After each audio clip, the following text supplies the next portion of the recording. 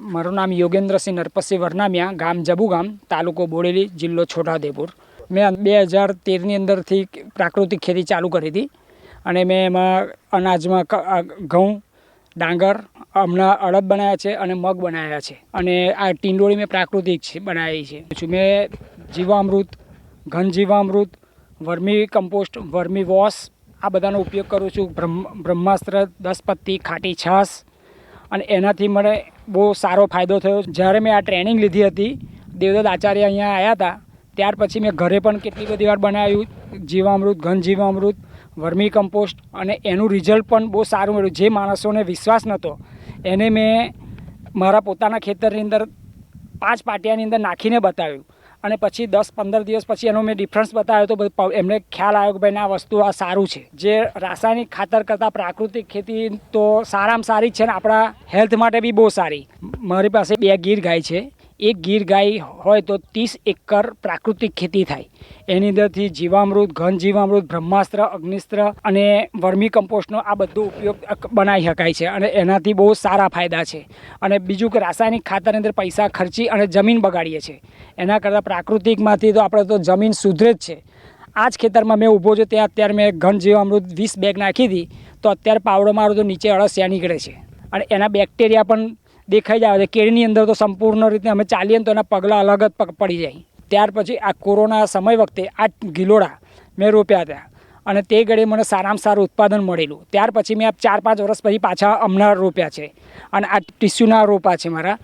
ગઈ વખતે મને બહુ સારામાં સારું ઉત્પાદન મળી ગયું અને એનો ટેસ્ટ બી આખો અલગ હતો, કાકડી જેવો ટેસ્ટ લાગતો હતો.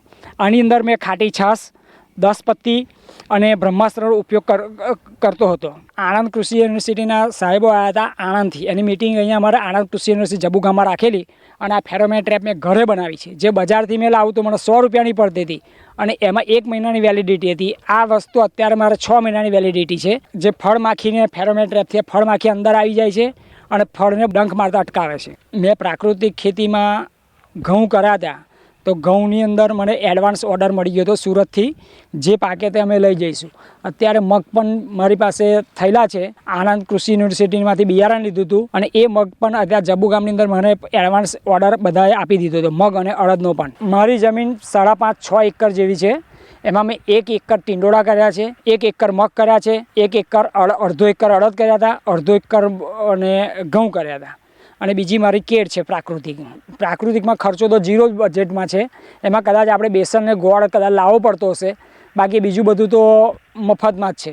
અને એની અંદર જે પાકે તે મોટાભાગનો નફો જ કહેવાય. જે લોકો પ્રાકૃતિક ખેતી નહીં કરતા એને મેં એક સંદેશ આપું છું કે તમે તમારી પોતાની જમીનને બગાડો છો, એના કરતાં પ્રાકૃતિક ખેતી કરવી અને આપણી જમીન બસશે તો આપણો વંશવેલો બી જીવી શકશે, તો એમનું હેલ્થ પણ એટલું સારું રહેશે અને જમીન તો સારી હશે તો સારું થવાનું જ છે. આ વર્મી કમ્પોસ્ટનો બેડ છે. એને મેં તૈયાર કરવા માટે નીચે થોડું આંબાના પાન, કચરો બધું એ નાખું, પછી થોડીક માટી નાખું, પછી એની અંદર આ જે ગીર ગાયનું છાણ છે તે છાણ નાખીએ અને છાણ નાખ્યા પછી એની અંદર અળસિયા હોય અને અળસિયા અમારા 40 દિવસની અંદર આ એક બેડ તૈયાર થઈ જાય છે. એની અંદરથી અમે વર્મી વોશ પણ મેં બનાવું છું. વર્મી કમ્પોસ્ટ તૈયાર થઈ જાય, ચારીને તૈયાર કરું, પછી એની અંદર મેં 2 in 1 બનાવું છું. એ મારી પોતાની આવડતથી. તેનો બેડની અંદર જીવામૃત 1 બેરલ બનાવીને અંદર નાખ્યું એટલે ઘન જીવામૃત થઈ જાય છે. કમ્પોસ્ટ જ્યારે ખેતરમાં યુઝ કરવાનો હોય, નાખવાનું હોય તે સમયે મતલબમાં ભીનું હોવું જોઈએ. પછી વર્મી વોશ જ્યારે મેં એને છંટકાવમાં યુઝ કરું છું, બેરલની અંદર આપીને ડ્રીપમાં પણ મેં આપી શકું છું.